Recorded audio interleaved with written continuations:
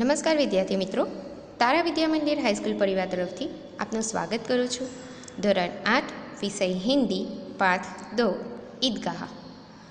विद्यार्थी मित्रों, गए वीडियो में हमने देखा था कि हामिद को चिमटा खरीद लाने से उसके सारे दोस्त उसकी मजाक कर रहे थे, परंतु हामिद ने उस लोहे के चिमटे को उन सब के मिट्टी से बनाए हुए खिलौनों से समानता का रूप दिखाया।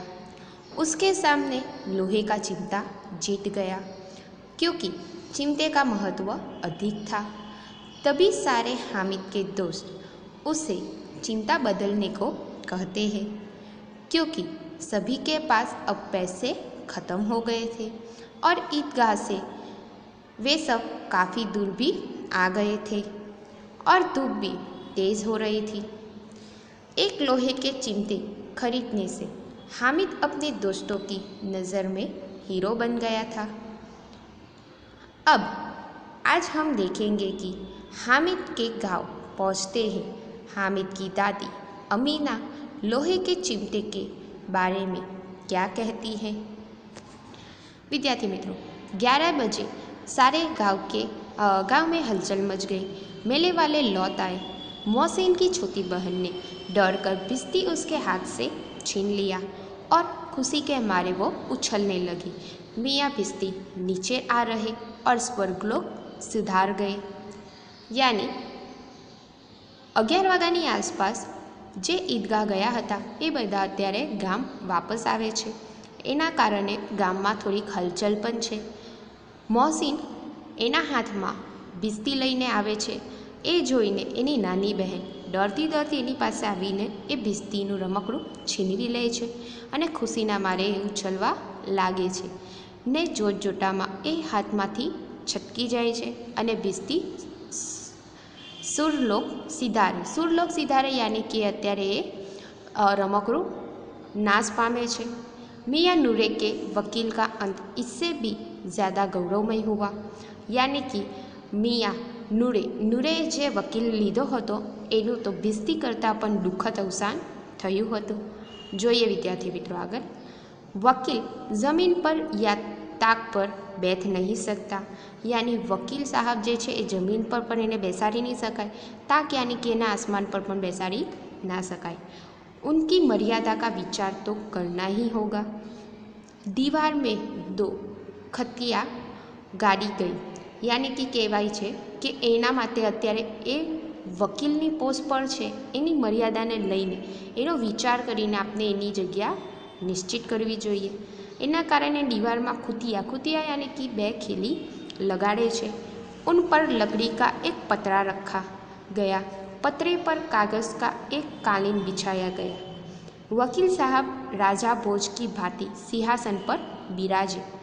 नूरे ने क्या किया विद्यार्थी मित्रों, एक लकड़ीना पतरा बनाव्या अने लकड़ीना अत्यारे पतरा उपर एक कागज बिछाव्यो। कागळ पाथरीने एक कालीन यानी कि एक कागळ बिछावे छे अने एनी पर राजा भोजनी जेम एक सिंहासन जो बनावे छे ने सिंहासन पर नूरे ने उन्हें पंखा जलना शुरू किया। एटले सिंहासन पर वकील साहब ने बेसाड़ीने एने पंखो लगावा लागे छे। हवे ए पंखो पण शेनो होय छे, अत्यारे हाथ पंखो छे। अदालतों में खस की तख्तियाँ और बिजली के पंखे होते हैं। अदालत में तख्तिया यानी कि बिजलीना पंखा होय छे, जे आपना नॉर्मली घर में होय ते पंखानी वात चाले छे। विद्यार्थी मित्रों, क्या यह मामूली पंखा भी ना हो? बांस का पंखा आया और नूरे हवा लगाने लगा। एटले नूरे विचारे छे क्या वकील साहब माटे अत्यारे मामूली पंखा पण नहीं थई सके। एना कारणे बांस यानी कि हाथ पंखो जे छे ए लावीने हवा लगावा लागे छे। मालूम नहीं पंखे की हवा से क्या पंखे की चोट से वकील साहब स्वर्गलोक और से मृत्युलोक आ रहे और उनका माटी का चूल्हा माटी में मिल गया।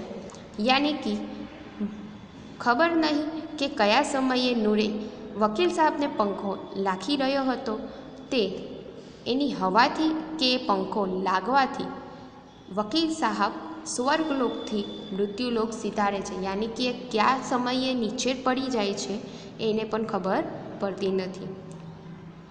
ને અહીંયા લેખક કહે છે કે માટીના માટીમાંથી બનેલું રમકડું યાની કે વકીલ સાहब माटी જ મરી જાય છે. फिर बड़े जोर शोर से मातम हुआ और वकील साहब की अस्थियाँ धूड़े पर डाल दी गई. यानी कि बड़े जोर शोर से यानी कि એની પાછળ નૂરેએ ઘણું દુઃખ વ્યક્ત કર્યું અને માતમ મનાવ્યો અને વકીલ સાહેબની જે અસ્થિયા છે એ ધૂળે ડાલ દી ગઈ. विद्यार्थी मित्रों, धूड़े यानी कूड़े करकट का ढेर वो बाहर डाल दिया. विद्यार्थी मित्रों, अब देखते हैं मियाँ हामिद का हाल क्या होता है. अमीना उसकी आवाज़ सुनते ही दौड़ी आई और उसको गोद में उठाकर प्यार करने लगी. सहसा उसके हाथ में चिमटा देखकर वह चौंकी.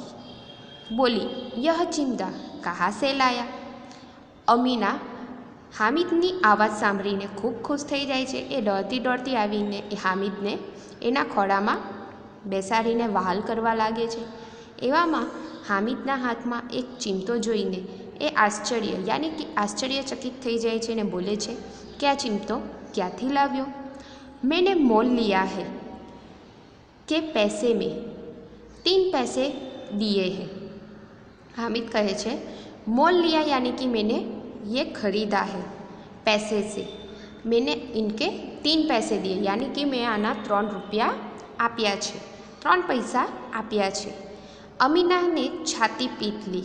यह कैसा बेसमझ लड़का है कि दोपहर हुआ कुछ खाया ना पिया, लाया क्या चिमटा? अमीना અત્યારે દુઃખ વ્યક્ત કરતા નિરાશ થઈને બોલે છે કે આ કેવો બેસમજ છોકરો છે, યાની કે આને કંઈક સમજ જ નથી. દોપહર યાની કે બપોર થઈ ગઈ છે ને ત્યાં સુધી એ કશું પણ ખાધું અને પીધું નહીં અને સાથે લાવ્યો તે પણ ચીમટો લાવ્યો. સારે મેલે મેં તુझे और कोई चीज़ ही नहीं मिली जो यह लोहे का चिमटा उठा लाया. વિદ્યાર્થી મિત્રો, અત્યારે અમીના કહે છે હામિદને કે શું તને અત્યારે સારા મેળામાં કશી કોઈ ખાવાની વસ્તુ કે યોગ્ય વસ્તુ તને મળી જ નહીં કે તું ખાલી આ લોખંડનો ચીમટો ઉઠાવીને લાવી દીધો? हामिद ने अपराधी भाव से कहा, तुम्हारी उंगलियां तवे से जल जाती थी इसलिए मैंने लिया. हामिद जवाब આપતા કહે છે અપરાધી ભાવમાં યાની કે એને પણ હવે અત્યારે એને પસ્તાવો થાય છે અને એ કહે છે કે દાદી तुम्हारी उंगलियां यानी कि रोटी करती वखते तारी जे उंगलियां जे आंगळीओ जे छे ए तवेथी अत्यारे जली जाए यानी कि आगने चेतावी जाए छे. ए प्रमाणे हूँ अत्यारे तारा माटे हूँ लाव्यो हतो. ए विचारीने बुद्धिया का क्रोध तुरंत स्नेह में बदल गया. यानी